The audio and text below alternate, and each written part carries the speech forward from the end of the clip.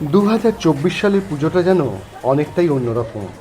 প্রতি বছর যেমন পুজোর উচ্ছ্বাস আনন্দ থাকে, এবার যেন কোথাও একটা ভাটা পড়েছে।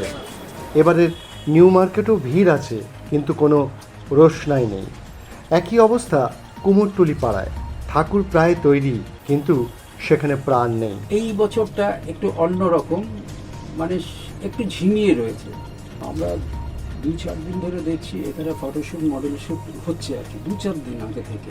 তার আগে পুরো কুমোরটুলি পুরো যেন মানে নিস্তব্ধ, মানে কোনো সাউন্ড নেই।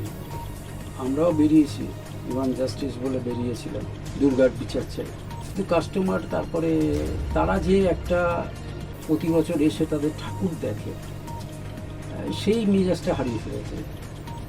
আর টাকা পয়সার ব্যাপারটা, এগুলো তো সব আমার রতদিন বুকিং হয়ে গেছে, ওরা অনলাইনে পাঠিয়ে দিচ্ছে।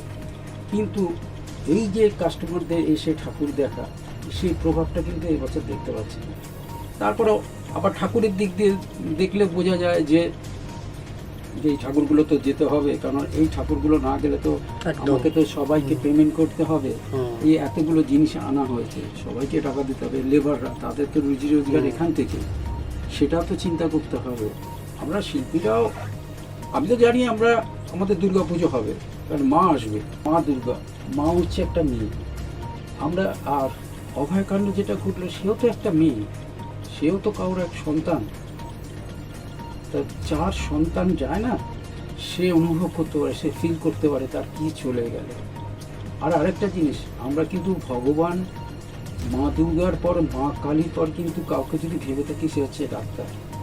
কেননা তারা কিন্তু আমাদের প্রাণটা দিচ্ছে। আমাদের শরীর খারাপ হলে পরে বাঁচিয়ে তুলছে কিন্তু এই ডাক্তাররা।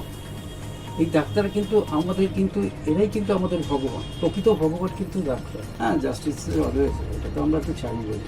পুজোর আগে যে গন্ধটা পাওয়া যায়, সেটা কিন্তু নেই সেভাবে। সেলিব্রিটিরাও বলছেন নিয়ম মেনে পুজো হয়তো করবেন তারা, কিন্তু এবার সেই আড়ম্বর থাকবে না। খবরের বাজার।